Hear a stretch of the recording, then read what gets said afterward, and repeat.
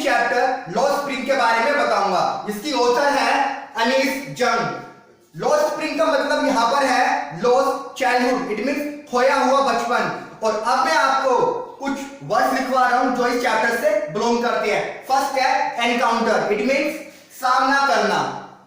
Next है garbage dump, it means कचरे का मैदान। नेक्स्ट है साहिब आलम, lord of the universe, it means संसार का स्वामी। रोम, इट मींस घूमना। लास्ट में है रैग पिकर्स, मींस कचरा बीनने वाले। लेखिका ने इस चैप्टर को दो भागों में बांटा है। मैं अभी आपको पहले भाग की कहानी बताऊंगा। पहले भाग की कहानी में क्या होता है कि इसमें जो गरीब लोग होते हैं कचरा बीनने वाले, उनके जीवन के बारे में बताया है, जो बांग्लादेश से आए हैं और अभी सीमापुरी में रह रहे हैं। चलो स्टार्ट करते हैं। लेखिका रोज सुबह साहिब नाम के लड़के को अपने पड़ोस में देखती है। वह लड़का कूड़े के ढेरों में से कुछ ना कुछ ढूंढता रहता है। साहिब बहुत समय पहले अपने ढाका के घर को छोड़कर आया था। उसका घर हरे भरे खेतों के बीच में था, लेकिन वहाँ तूफान बहुत आते थे, जिसके वजह से उनका घर और खेत बह जाया करता था। इसलिए उन्होंने वो जगह छोड़ दी और भोजन की तलाश में वो सीमापुरी में रहने लगे। एक बार साहिब कूड़े में से कुछ ढूंढ रहा था, तो वहाँ लेखिका आती है और उससे पूछती है, तुम ऐसा किस लिए करते हो? साहिब ने कहा, मेरे पास और कुछ है नहीं करने के लिए। लेखिका ने फिर पूछा, तुम स्कूल जाया करो? साहिब ने कहा, मेरे पड़ोस में कोई स्कूल नहीं है, जब होगा मैं चला जाऊंगा। लेखिका ने पूछा, यदि मैं स्कूल शुरू करूं तो क्या तुम आओगे? साहिब ने कहा, हाँ। कुछ दिनों के बाद साहिब लेखिका को देखता है और जब वो देखता है तो उनके पास दौड़कर जाता है और कहता है, क्या आपका स्कूल तैयार हो गया? अब लेखिका ने कहा कि एक स्कूल बनाने में टाइम लगता है। और अब वो सोचने लगी लेखिका कि मैंने तो ऐसे ही मजाक में उससे कह दिया था, लेकिन अब उसे थोड़ी शर्म आ रही है। कुछ महीनों के बाद जब लेखिका उसे जान जाती है तो लेखिका उससे उसका नाम पूछती है। वो कहता है साहिब आलम। इसका मतलब होता है संसार का स्वामी। लेखिका सोचती है इसे तो अपने नाम का मतलब भी नहीं पता है, वो तो ऐसे अपने फ्रेंड्स के साथ गलियों में भटकता रहता है, वो भी नंगे पैर। ये लोग सुबह आते हैं और दोपहर तक गायब हो जाते हैं। साहिब के ही जैसे कुछ और कूड़ा बीनने वाले भी थे। कुछ ही महीनों में लेखिका उन सबको पहचानने लगी। वे सब नंगे पैर ही होते थे। कुछ लोगों में नंगे पांव घूमने की परंपरा होती है। शायद वे इसे अपनी गरीबी को छुपाने के लिए एक बहाने के रूप में इस्तेमाल करते हैं। लेखिका इन कबाड़ बीनने वाले लोगों के बारे में ज़्यादा जानना चाहती है, इसलिए वो सीमापुरी जाती है, जो दिल्ली के ही बाहर का क्षेत्र है। वे लोग जो यहाँ रहते हैं वो 1971 में बांग्लादेश से आए थे। साहिब की जो फैमिली है वो भी उनमें से एक है। सीमापुरी उस समय एक वीरान हुआ करता था, लेकिन अब यहाँ 10,000 से ज़्यादा कबाड़ बीनने वाले लोग रहते हैं। वे मिट्टी के बने घरों में रहते हैं, जिनकी छतें टीन और तिरपाल की बनी हुई है और उनके पास कोई भी फैसिलिटीज नहीं है। वे बिना किसी पहचान के बावजूद 30 सालों से भी ज़्यादा समय हो गया वो यहाँ पर रह रहे हैं, लेकिन उनके पास राशन कार्ड है और जिससे वो वोट दे सकते हैं और उन्हें थोड़ा बहुत अनाज मिल जाता है, लेकिन खाना एक पहचान से ज़्यादा इंपॉर्टेंट होता है। अब लेखिका वहाँ कुछ लेडीज़ें खड़ी है जिन्होंने फटी पुरानी साड़ियाँ पहनी हुई है। उनसे पूछती है कि उन्होंने हरे भरे खेतों तथा नदियों वाले सुंदर अपने देश को क्यों छोड़ दिया। वो लेडीज़ें कहती है, यदि हम अपने परिवार को पूरा भोजन खिला सके और पेट में बिना डर लिए सो सके तो हम यहीं रहना पसंद करेंगे, बजाय उन खेतों में जो उन्हें अनाज नहीं देता। जहाँ भी उन्हें भोजन मिलता है वो वहीं तंबू लगा लेते हैं और उनमें रहना शुरू कर देते हैं। बच्चे उन्हीं तंबुओं में बड़े होते हैं और आजीविका कमाने में उनकी हेल्प करते हैं। अगर सीमापुरी में रहना है तो उन्हें कूड़े का काम करना ही पड़ेगा। कूड़ा करकट उनके लिए सोने के समान है और यह उन्हें सिर पे छत देता है, चाहे वो टपकने वाली क्यों ना हो। लेकिन बच्चों के लिए तो ये उससे भी ज़्यादा है।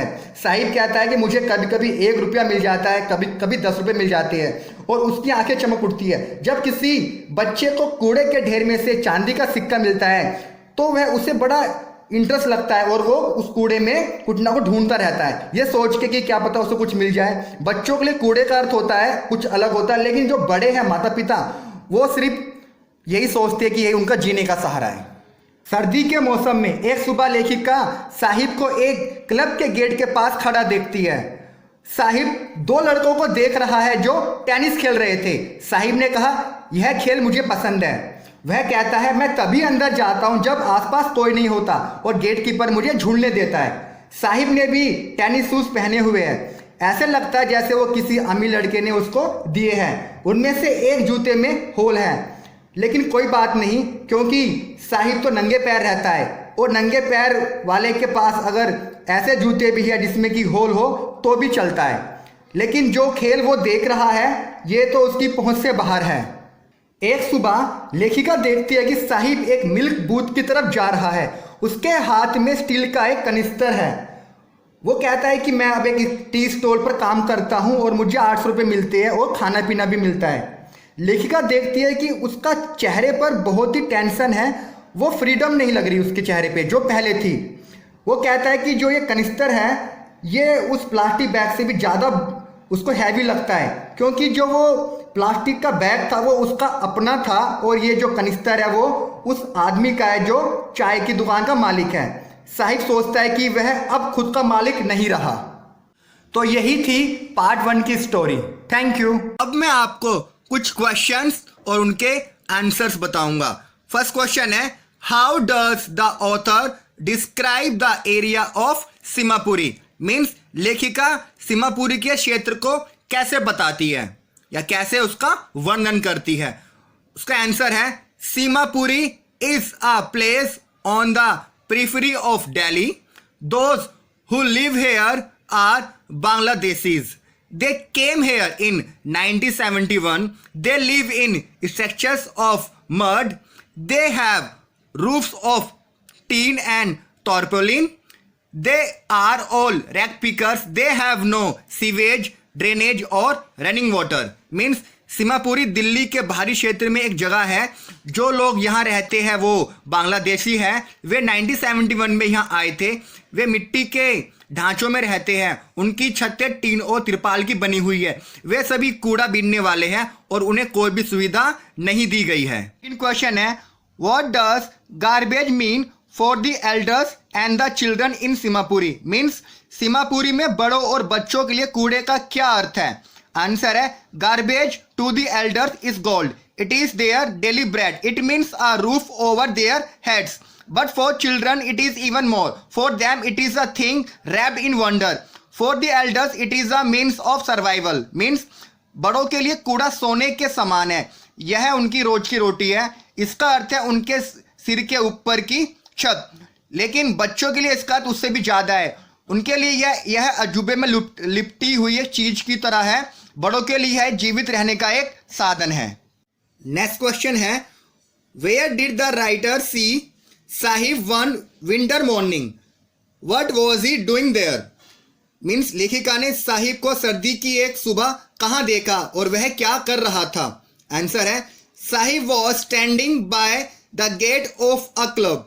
He was watching two young men. The young men were dressed in white.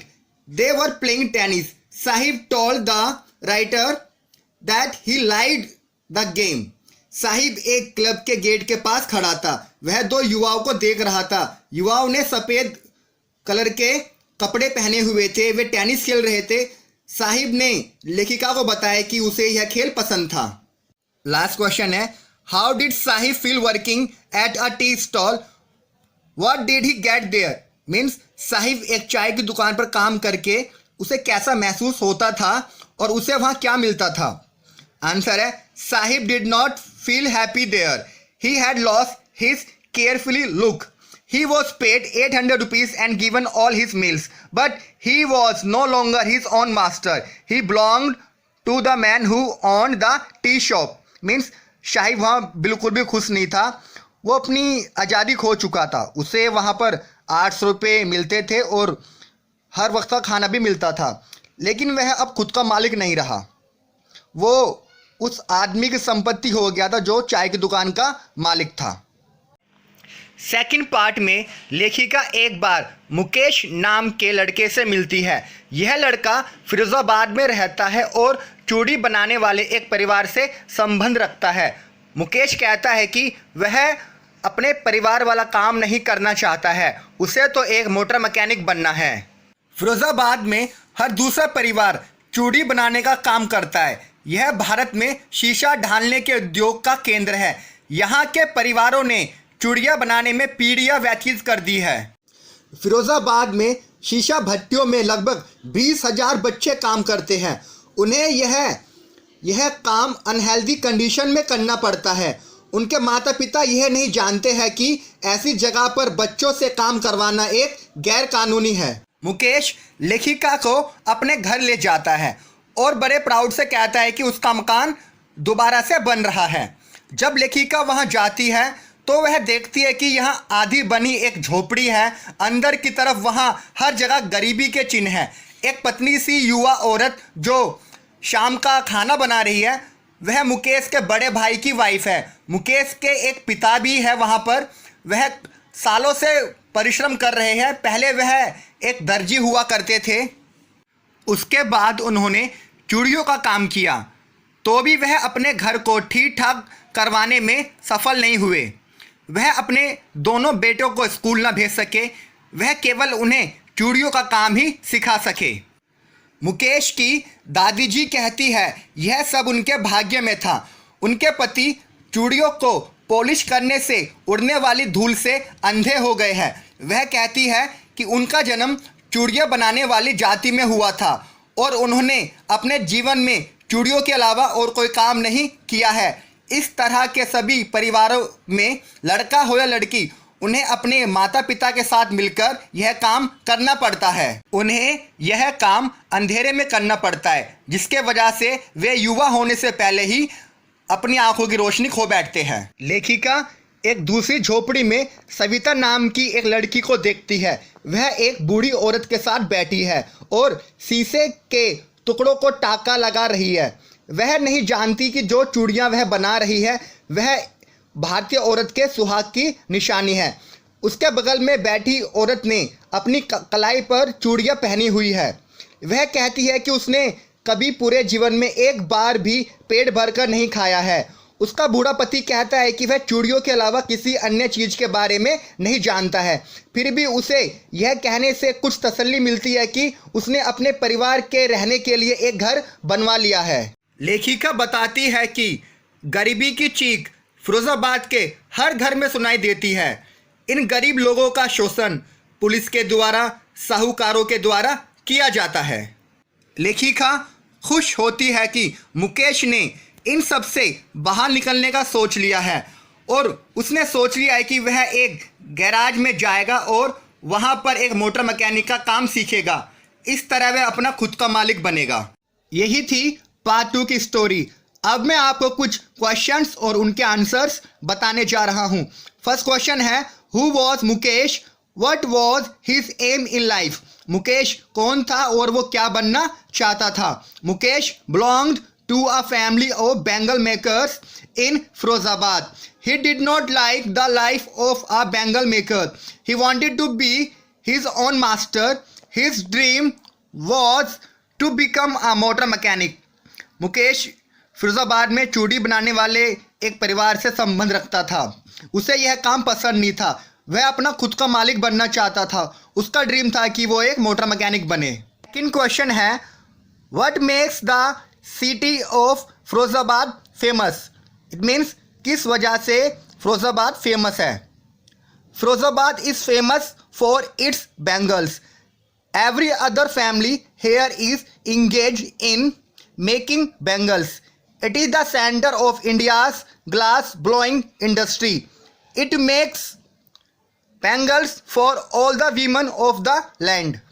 Next है, what is the condition of children working in the glass furnaces of Firozabad. Mean Firozabad की शीशे की भट्टियों में काम करने वाले बच्चों की क्या हालत होती है। आंसर है, about 20,000 children work in the glass furnaces of Firozabad. They have to work in very hot temperatures. They work in dingy cells without air and light. They have to work all day, thus they lose the brightness of their eyes. Means लगभग 20,000 बच्चे फिरोजाबाद में शीशे की भट्टियों में काम करते हैं। उन्हें बहुत गर्म तापमान में काम करना होता है। वे बिना हवा और प्रकाश वाली गंदी कोठरियों में काम करते हैं। उन्हें पूरा दिन भर काम करना पड़ता है। इस प्रकार से वे अपनी आंखों की चमक खो बैठते हैं। लास्ट क्वेश्चन है, who is Savita, what is she doing, what does the writer wonder about. Answer है, Savita is a young girl, she is soldering pieces of glass, her hands are moving mechanically. The writer wonders if she knows the sanctity of the bangles she is making. They symbolize an Indian woman's suhag.